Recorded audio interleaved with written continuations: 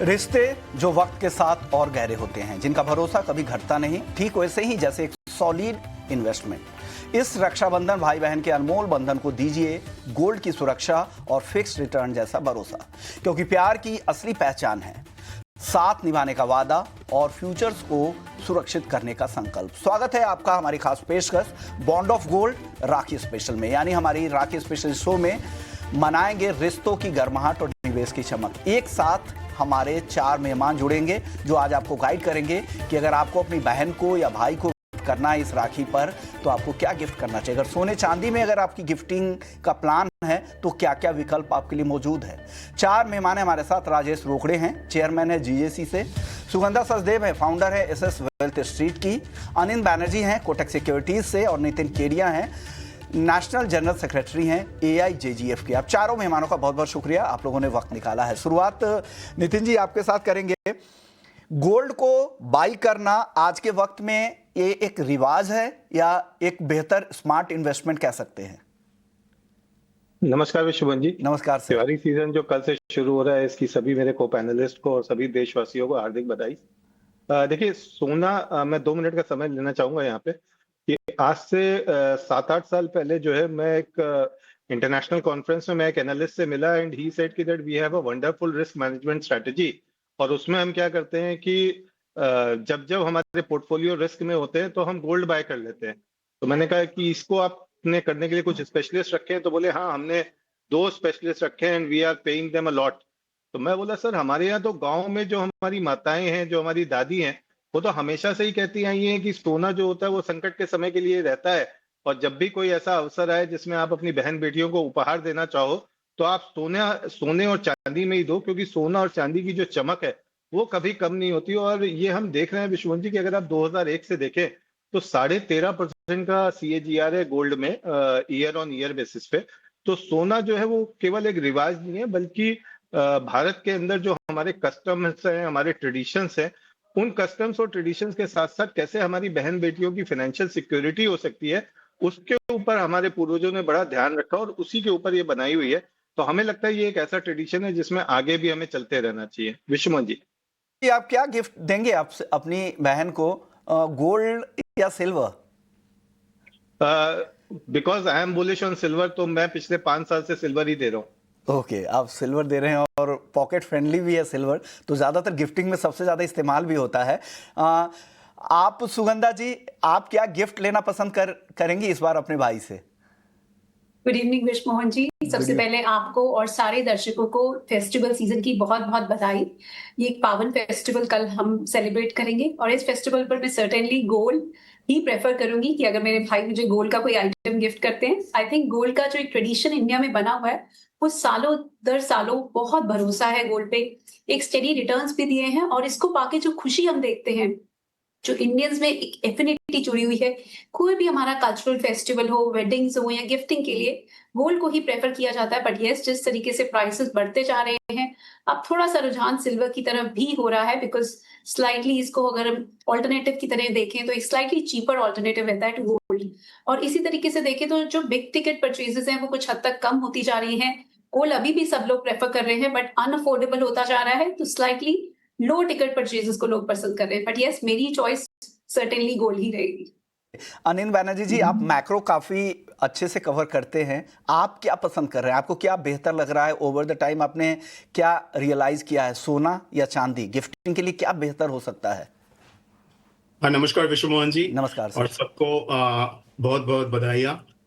देखिए, सोना और चांदी दोनों एक तरफ से अच्छा इन्वेस्टमेंट है और ये ट्रेडिशन इसके लिए है क्योंकि ये स्मार्ट इन्वेस्टमेंट भी है।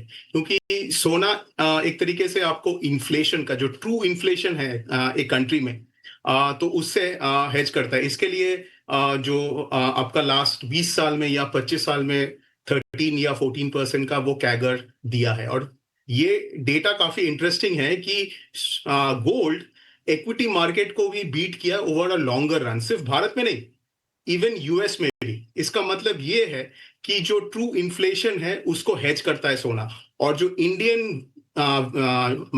विमेन है वो एक्चुअली ट्रू वेल्थ प्रिजर्वर्स है, लॉन्ग टर्म ट्रू वेल्थ प्रिजर्वर्स। है। तो इसके लिए इन कमिंग फ्यूचर के लिए सोना और चांदी दोनों में ही इन्वेस्ट करना चाहिए, और दोनों को ही मैं एज अ गिफ्ट दूंगा, और उसमें ज्यादा वेटेज सिल्वर पे रहे। ज़्यादा वेटेज अभी सिल्वर पे आपका है। राजेश जी, आपके पास आखिर में आने का सबसे मकसद यही था कि इन लोगों से पहले इनके ऑप्शंस पूछ ले, फिर आपसे पूछ रहा हूं कि विकल्प क्या क्या मौजूद है। आप ज्वेलरी स्टोर्स चलाते हैं और साथ ही इतने बड़े एसोसिएशन को भी हेड करते हैं, तो क्या ज्वेलर्स के पास क्या क्या ऑप्शंस मिल जाएंगे? सोने में क्या मिलेंगे, चांदी में क्या मिलेंगे? विष्णु जी नमस्ते। और नमस्ते रक्षाबंधन की जो कि कल है हमारे भारत में, उन सभी को बहुत बहुत अग्रिम बधाइयाँ, क्योंकि इसी से हमारा फेस्टिव सीजन स्टार्ट हो रहा है। और कहते हैं ना कि सुख में साथ निभाता सोना, दुख में हाथ बटाता सोना। तो सोना और चांदी दोनों हमारे लिए बहुत ही अच्छे इन्वेस्टमेंट के साथ साथ यूज करने वाली चीज बन गई है। आप देखेंगे चांदी के लिए भी लोग पहले और अभी में काफी अलग चेंज ये आया है कि चांदी अभी न्यू गोल्ड करके कहा जाता है, या चांदी को अभी youngest child of the industry भी कहा जाता है। साथ ही साथ सोने का एक अलग महत्व है, सोने की एक अलग चमक है। जो डीप पॉकेट है वो सोने के लिए ऑलवेज थोड़ा सा इन्वेस्टमेंट के साथ साथ यूज के लिए सोचते हैं। और विशेष कल का जो दिन है, उस दिन भाई बहन को गिफ्ट करता है, बहन भाई को गिफ्ट करते हैं। कल के दिन हमारा अच्छा खासा सेल होता है। एक तरह से देखा जाए तो ये फेस्टिव सीजन का पहला मुहूर्त बनता है, और ये पहले मुहूर्त पे बहुत ज्यादा लोग खरीदारी करते हैं। और मैंने देखा है कि जिस दिन रक्षाबंधन होता है, विशेष तौर पे भाई बहन दोनों शोरूम्स में आते हैं। नॉर्मली हमारे यहाँ जो परिपाटी लगी रहती है उसमें हस्बैंड वाइफ ज्यादा आते हैं, या फिर सास बहू ज्यादा आते हैं। लेकिन रक्षाबंधन वाले दिन मैंने ये अनुभव किया है कि भाई और बहन दोनों दुकानों में आते हैं, ज्वेलरी शॉप के आते हैं, जो फिर अकॉर्डिंग टू उनके पॉकेट अलाउ करने के हिसाब से वो गिफ्टिंग करते हैं। भाई अगर बहन को देना चाहता है तो चेन दे सकता है, चूड़ियां दे सकता है, अगर माथे की बिंदिया दे सकता है, कान की बालियां दे सकता है। तो अलग अलग तरह। और बहन को भी अगर रिटर्न गिफ्ट अगर भाई को देना है तो वो चेन दे सकते हैं, अंगूठी, ब्रेसलेट। तो ह्यूज रेंज ऑफ द एक तरह से पूरा रेंज सभी ज्वेलर्स के पास बहुत जबरदस्त तरीके से होता है। और मुझे याद है विष्णु मोहन जी, पिछले साल भी इसी समय में हम लोग ने एक इंटरव्यू किया था, तब सोने के भाव 72,000 रुपया था, 72,000 पर 10 ग्राम इंडिया में। तब हमें लगा ही नहीं था कि कभी ये सोने का भाव इतने जल्दी एक साल के अंदर 1 लाख क्रॉस कर जाएगा। अभी आप देखिए 1,02,000 है। आप चार देखिए, मेनली 2-3 चीजें होती है जो गोल्ड को इस तेजी में भी पकड़ के रखती है कि किस तरीके से गोल्ड दिनों दिन बढ़ते जा रहा है। अब अगर देखते हैं कन्वर्जन रेट होता है रुपया का, जो उस समय में 83 रुपया था, आज 87 रुपया हो गया है। अगर इंटरनेशनल मार्केट में मैं देखता हूं तो $2,500 था, आज $3,400 है। तो गोल्ड एक इन्वेस्टमेंट के साथ साथ यूज करने वाली एक ऐसी चीज बन गई है कि सभी के लिए यह सबसे पहला और चहेता बन गया है। हर किसी को पसंद आ रहा हो। जिस तरह की तेजी भी आई है इस साल ही, अगर आप गोल्ड में देखो तो करीब करीब 30% की तेजी आ चुकी है, और चांदी में इस साल अब तक 33% की, और पिछले एक साल में दोनों ही कमोडिटी में, दोनों ही प्रेशियस मेटल्स में 40% की तेजी अब तक आ चुकी है। और यही वजह है कि लोगों को अट्रैक्ट भी कर रही है। बढ़ते कोई भी सिक्योरिटीज किसी को भी पसंद आता है। चलिए, तो बात हो गई फिजिकल बाइंग की। डिजिटली भी बहुत लोग पसंद करते हैं आजकल के युवा, चाहे वो गोल्ड ETF हो या फिर डिजिटल गोल्ड देना हो। यहाँ पर सुगंधा जी, किस विकल्प के साथ आप जाना चाहेंगे? अगर डिजिटली अगर किसी को चूज करना हो तो गोल्ड ETF बेहतर है या डिजिटल गोल्ड बेहतर है, या गोल्ड फंड्स? हालांकि गोल्ड फंड्स का निवेश तो गोल्ड ETF में ही होता है। आप डिजिटल अगर किसी को निवेश करना है तो क्या विकल्प उन्हें सलाह देंगी? और साथ ही फ्यूचर्स में भी आप डिलीवरी का विकल्प रहता है एक्सचेंज के जरिए भी। सो विष्णु जी, इंडिया में अगर ट्रेडिशनली देखें तो गोल्ड कंजम्पशन के लिए यूज होता था, बट पिछले कुछ सालों में मिलेनियल्स का काफी ज्यादा रुख बन गया है new age smart investment options में, बिकॉज यहाँ पर बहुत सारे बेनिफिट्स रहते हैं as compare to physical gold. Because gold को अब हम व्यू करते हैं इन्वेस्टमेंट एसेट की तरह, जहां अगर हम पिछले 25 सालों में, जैसा कि नितिन जी ने भी बात की, ऑलमोस्ट 13.7% CAGR रिटर्न दिया है। अगर मैं 2015 से देखूं, जहां प्राइसेस ऑलमोस्ट 27% थे, आज अगर हम देखें तो एब्सोल्यूट टर्म्स में ऑलमोस्ट 282% तक के रिटर्न्स दिए हैं एब्सोल्यूट टर्म्स में। और ये रैली कंटिन्यूड है। सितंबर 2022 से देखें तो कॉन्टिन्यूस हमने हायर हाइज बनते हुए देखे। इस साल भी गोल्ड ने मल्टीपल पीक्स को टेस्ट कर दिया है। सो रुझान बहुत ज्यादा बढ़ता जा रहा है।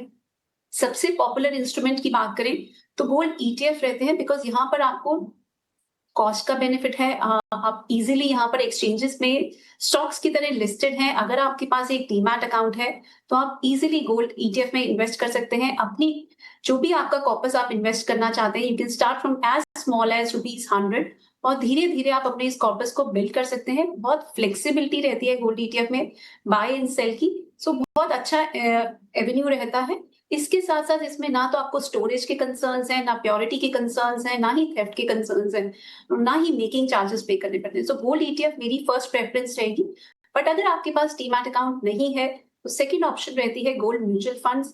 यहाँ पर आप सिप का ऑप्शन चूज कर सकते हैं और ग्रेजुअली आप अपने कॉर्पस को बिल्ड कर सकते हैं, बीट मंथली और क्वार्टरली। यहाँ पर भी आप सिर्फ ₹100 से स्टार्टिंग कर सकते हैं। थर्ड ऑप्शन रहता है डिजिटल गोल्ड। यहाँ पर आप सिर्फ ₹1 से भी अपनी इन्वेस्टमेंट को स्टार्ट कर सकते हैं और चाहें तो फिजिकल डिलीवरी भी ले सकते हैं। ये क्लोजली गोल्ड के प्राइसेस को ट्रैक करते हैं, but this is slightly risky because ये अभी स्लाइटली अनरेगुलेटेड फील्ड है। But yes, these are very good options. इसके साथ साथ गोल्ड फ्यूचर्स में भी आप सर्टेनली ट्रेड कर सकते हैं। आप चाहें तो किसी भी ऑप्शन में को चूज कर सकते हैं अपने रिस्क एपेटाइट के accordingly. You have gold mini, you have gold petal, you have gold 10 and gold megalot. So बहुत सारे एवेन्यूज हैं और चाहें तो आप इसको इन्वेस्टमेंट ऑप्शन की तरह भी ट्रीट कर सकते हैं। ग्रेजुअली बाइंग कर सकते हैं एंड डिलीवरी भी ले सकते हैं। सो बहुत सारे स्मार्ट इंस्ट्रूमेंट्स अवेलेबल हैं। इसके साथ साथ सिल्वर में भी हमारे पास अब ईटीएफ अवेलेबल है फ्रॉम जनवरी 2022। यहाँ पर भी ओवरऑल सिल्वर ईटीएफ का कॉर्पस देखे एयूएम जो देखते हैं वो काफी स्ट्रांगली बढ़ रहा है। ऑलमोस्ट 15,000 करोड़ तक का एयूएम पहुंच गया है। जहां गोल्ड के एयूएम की बात करें विच इज ऑलमोस्ट 65,000 करोड़। सो एक popular investment option gold ETF and silver ETF रहेगा। बट यस, अपने रिस्क एपेटाइट के हिसाब में, अपने रिस्क प्रोफाइल के हिसाब से आप इन चारों ऑप्शंस में से कुछ भी सिलेक्ट कर सकते हैं। अपने रिस्क एपेटाइट, आपकी पसंद भी, बहुत लोग फिजिकल भी पसंद करते तो फिजिकल, लेकिन डिजिटली भी खरीदना चाहते तो इन्वेस्टमेंट के लिहाज से आप वहाँ पे खरीद सकते हैं जहाँ पे आप रख रखाव की चिंता नहीं है, प्योरिटी की चिंता नहीं है। और छोटे शहरों में चांदी को लेकर इस बात की भी चिंता रहती है, इसलिए भी ये निवेश विकल्प आपको दिए जा रहे हैं। अनिल बैनर्जी सर, आप क्या चूज करेंगे अगर डिजिटली चुनना हो तो? गोल्ड ईटीएफ या फिर कोई और विकल्प digital gold? Vishwamohan ji, actually financial investment in gold में जो 5 एवेन्यूज है, एक तो ईटीएफ है, दूसरा म्यूचुअल फंड्स है जो ऑलरेडी कवर किया है। थर्ड एक ऑप्शन है वो है कि अगर किसी का हाई रिस्क एपेटाइट है तो ऐसे म्यूचुअल फंड्स भी है जो गोल्ड माइनिंग स्टॉक्स में इन्वेस्ट करते हैं। तो वो थर्ड वाला जो है तो जनरली उसका जो वॉलेटिलिटी है, जो रिटर्न एक्सपेक्टेशन है, वो मेटल के साथ उस पे हाई बीटा होता है। मतलब अगर 1% ये गोल्ड पे रिटर्न आता है तो जनरली जो माइनिंग स्टॉक्स है उसमें X से ज्यादा आता है, बट उसमें वॉलेटिलिटी काफी हाई है। तो जिनका रिस्क एपेटाइट है वो लोग थर्ड ऑप्शन भी एक्सप्लोर कर सकते हैं। फोर्थ, आपका फ्यूचर्स का जो ऑप्शन है उसका एक एडवांटेज जो है वो ये है कि आपको सिर्फ मार्जिन मनी अपफ्रंट देना पड़ता है। रेस्ट ऑफ द फंड्स आप एक लिक्विड फंड या आर्बिट्राज फंड में रख के आपका जो रिटर्न है उसके ऑगमेंट कर सकते हैं। इसके अलावा सॉवरेन गोल्ड बॉन्ड्स भी है। हाँ, उसका प्राइमरी इश्यू अभी नहीं है बट सेकेंडरी मार्केट में अवेलेबल है। उसका एक एडवांटेज है कि उसमें 2.5% या 2% का जो एक इंटरेस्ट रेट है। तो आपका जनरली जब आप ईटीएफ में करते हो या कोई और इंस्ट्रूमेंट के थ्रू करते हो तो उसमें एक जो होल्डिंग कॉस्ट आता है, एक फंड मैनेजमेंट फीस आता है। तो यहाँ पे दैट एडवांटेजेस देयर जहाँ पे government is paying an upfront interest, but वो सिर्फ सेकेंडरी मार्केट में अवेलेबल है। So lot of avenues are there. जो इंडिविजुअल इन्वेस्टर है उनका रिस्क एपेटाइट के हिसाब से वो अपना एक्सपोजर इसमें ले सकते हैं। बट एक चीज ध्यान में रखना, अगर लॉन्ग टर्म इसमें अगर बेनिफिट करना है तो लॉन्ग टर्म के लिए पार्टिसिपेट करना चाहिए। उसमें जनरली अनलीवर्ड इंस्ट्रूमेंट्स ही इसमें बेटर होता है। आपकी सलाह ये है। आप बताइए नितिन जी, आपको क्या पसंद आता है अगर डिजिटली अगर आपको निवेश करना हो गोल्ड में तो, या फिजिकल पे भरोसा आप ज्यादा करेंगे? देखिए, मेरी और राजेश जी की जहां तक बात आती है तो हम लोगों को तो फिजिकल गोल्ड ही अच्छा लगता है। और डिजिटल की मैं अगर बात करूं तो डिजिटल गोल्ड जो है वो अनरेगुलेटेड है, तो हम लोग तो बिल्कुल इसको डिस्करेज करते हैं। कोई अगर पूछता भी है तो हम बिल्कुल रिकमेंड नहीं करते कि डिजिटल गोल्ड में जाए। ईटीएफ जरूर आप अपनी सहूलियत के अनुसार कर सकते हैं विश्वमोहन जी, लेकिन किसी बच्चे को आप कितनी अच्छे से अच्छे टॉय की पेंटिंग दिखा दो, बड़े से बड़े पेंटर द्वारा बनाई गई वो पेंटिंग बना दो, दिखा दो, उसको वो खुशी नहीं मिलती है जब तक उसको वो रियल खिलौना हाथ में नहीं मिलता है। तो अगर रक्षाबंधन का मौका है और हम अगर अपनी बहनों को कुछ देना चाहते हैं तो आप वो पेपर दे दो, उनको वो खुशी नहीं मिलेगी जब तक आप उनको फिजिकल शोरूम में ले जाके आप उनको जब वो कुछ दिलाते हो, तो जो खुशी उनके चेहरे पे आती है, जो भाव उनको आते हैं, तो मेरे ख्याल से वो भाव हर एक भाई के लिए बड़े इंपॉर्टेंट होते हैं और हर भाई वही देखना चाहता है। ओके, फिर सुगंधा जी, आप फिजिकल गोल्ड लेना पसंद करेंगी या गोल्ड ईटीएफ? जी, मुझे लगता है दोनों में ही डाइवर्सिफाई करना चाहिए। फिजिकल गोल्ड कंजम्पशन पर्पसेस के लिए रहता है, जैसे मैंने पहले भी बात की। यहाँ पर जो टच एंड फील है वो आपको गोल्ड ईटीएफ में नहीं मिलेगी। इसको में भी जरूर इन्वेस्टमेंट करनी चाहिए। इनफैक्ट इसको इन्वेस्टमेंट की तरह नहीं देखना चाहिए, बट स्टिल इसकी वैल्यू में ऑगमेंट हो रहा है। पिछले कितने सालों से देखें तो Indian women have turned out to be the smartest fund managers. जहां ग्लोबली गोल्ड की तरफ इतना रुझान नहीं था पहले, Indian women have been accumulating gold over the years, और इसको हम बुरे वक्त का साथी भी कहते हैं। But yes, it gives you lot of Joy. So physical gold भी जरूर आपके पास होना चाहिए। इससे जो आपको खुशी मिलती है और एक जो स्टेबिलिटी का कंसर्न है वो सबसे बेटर रहता है। कहीं पर भी आप इसको बेच सकते हैं, किसी भी टाइम आपको जरूरत हो आप इसको यूज कर सकते हैं। सो फिजिकल गोल्ड का मैं नहीं मानती कि ये जो इन्वेस्टमेंट ऑप्शंस हैं ये सब्स्टिट्यूट है।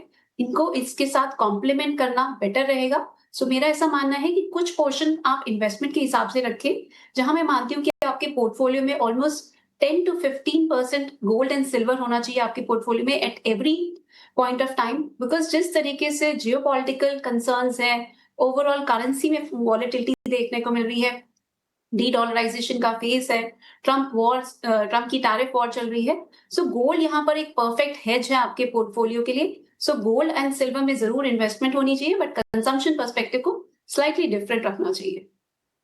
राजेश जी, अब आपसे मेरा एक सवाल होगा। गोल्ड की प्योरिटी को लेकर तो चिंता है नहीं, हॉलमार्किंग हो रही है, लेकिन चांदी में अभी भी छोटे शहरों में हॉलमार्किंग नहीं हो रही है और गिफ्टिंग में सबसे ज्यादा इस्तेमाल चांदी का ही होता है। ये एक मेजर कंसर्न है, इसको कैसे आप दूर करेंगे? इस पर क्या दलील होगी सर आपकी?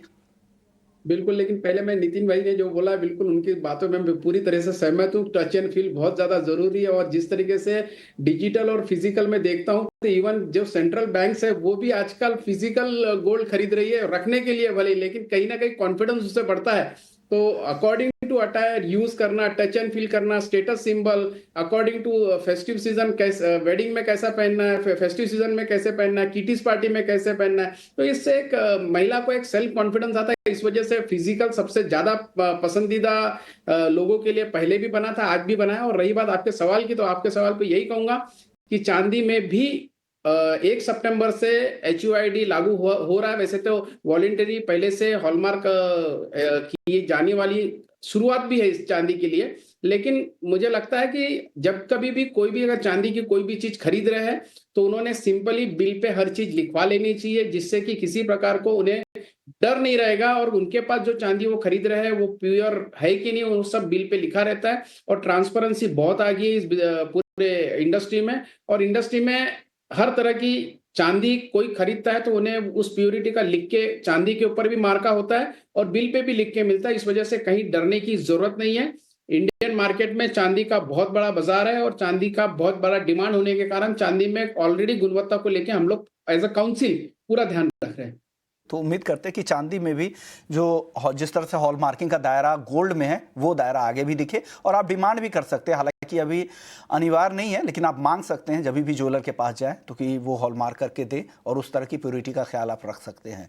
चलिए अब बात कर लेते हैं भाव के लिहाज से। अगर कोई भी गिफ्ट खरीदता है तो देखता है कि आगे क्या हो जाएगा, उस सोने चांदी कहीं सस्ता तो आगे चल के नहीं हो जाएगा, ये भी उनके ध्यान में रहता है। तो अगले रक्षाबंधन तक गोल्ड का भाव कहाँ तक जाते देख रहे हैं राजेश जी?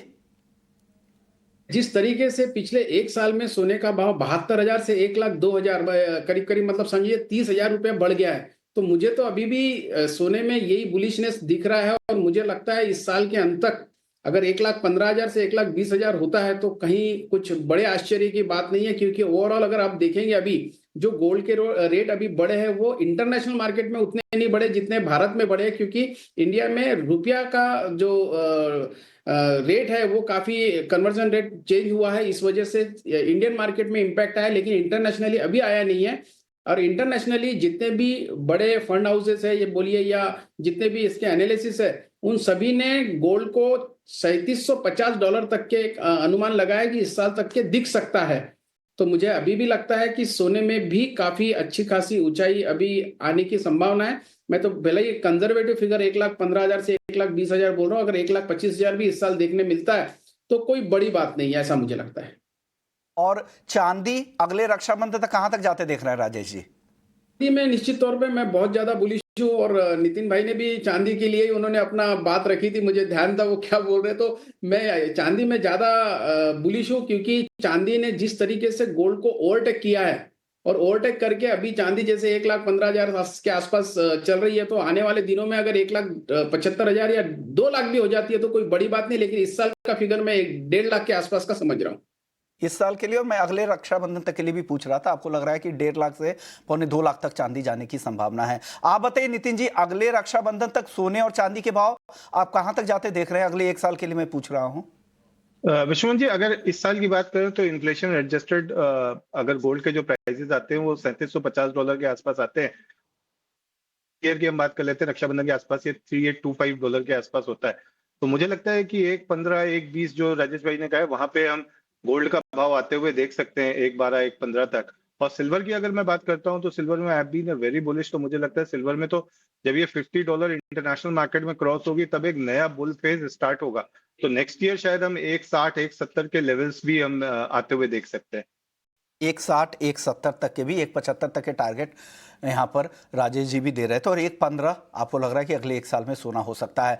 आनंद सर, आपको क्या लग रहा है, सोने चांदी की चाल अगले 1 साल में, अगले रक्षाबंधन तक क्या रह सकते हैं?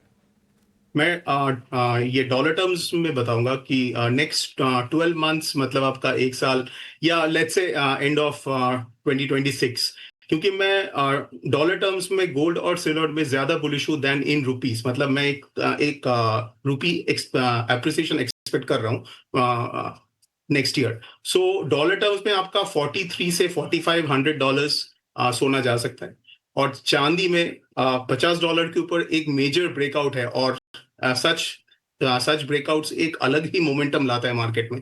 तो 50 के ऊपर ये 75 तक भी जा सकता है, हो सकता है थोड़ा सा ज्यादा टाइम लगे, बट 50 के ऊपर एक ब्लू स्काई एक मूव आ सकता है सिल्वर में। ओके, तो 50 से $75 तक के भी टारगेट आप आने वाले समय में चांदी में देख रहे हैं। तो चांदी में आप काफी ज्यादा बुलिश साउंड कर रहे हैं, और $4,300 से $4,500 कॉमेक्स पर आपको लग रहा है कि सोना जा सकता है। हालांकि जिस तरह से टैरिफ लगाए गए हैं स्विस गोल्ड पर और 1 किलो गोल्ड बार पर, ये तो लग रहा है कि उस टैरिफ की वजह से सीधा उस भाव तक पहुंच जाए। लेकिन देखते हैं, हालांकि वो तो अभी नीजर्क रिएक्शन होगा, बाद में क्या होता है वो देखने वाली बात होगी।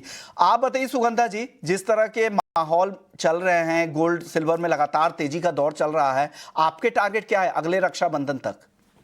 विष्णु जी, मेरा भी ऐसा मानना है कि डॉलर टर्म्स में गोल्ड एंड सिल्वर में ज्यादा एप्रिसिएशन देखने को मिलेगी as compared to domestic prices, because मैं 90 के बियॉन्ड रुपी को स्लिप करते हुए नहीं देख रही हूँ। मुझे लगता है 90 के लेवल से रुपी में हम कुछ एप्रिसिएशन आते हुए देखेंगे।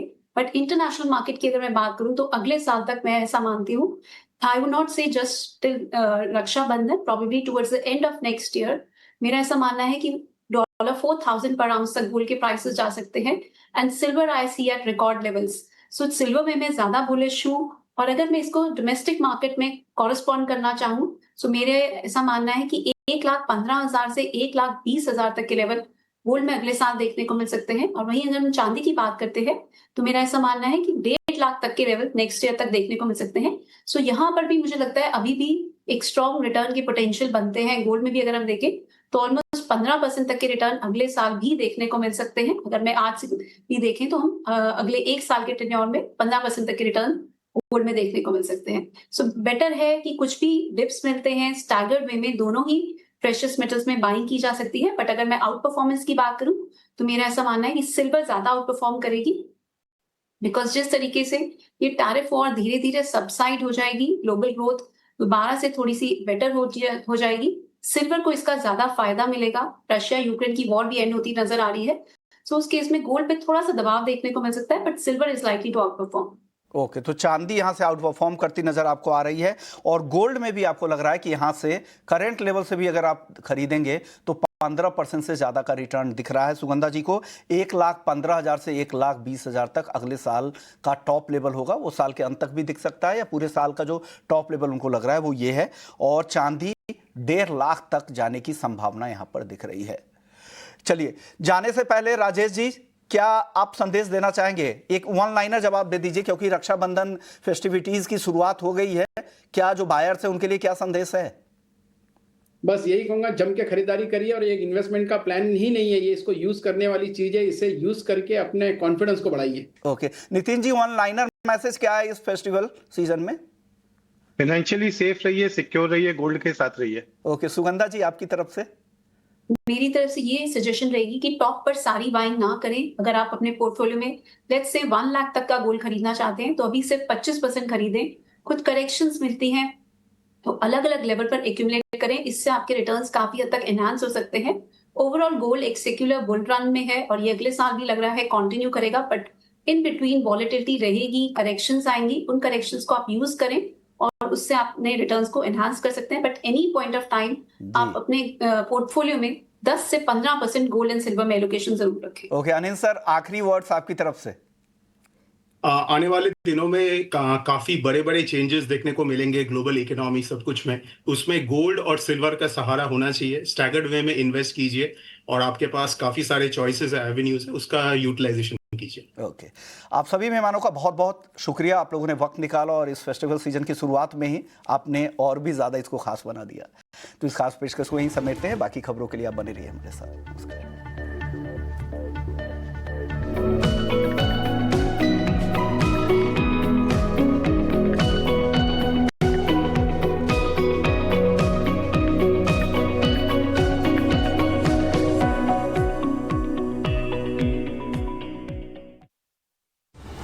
in association with SBI, best है सबको पता है। भाई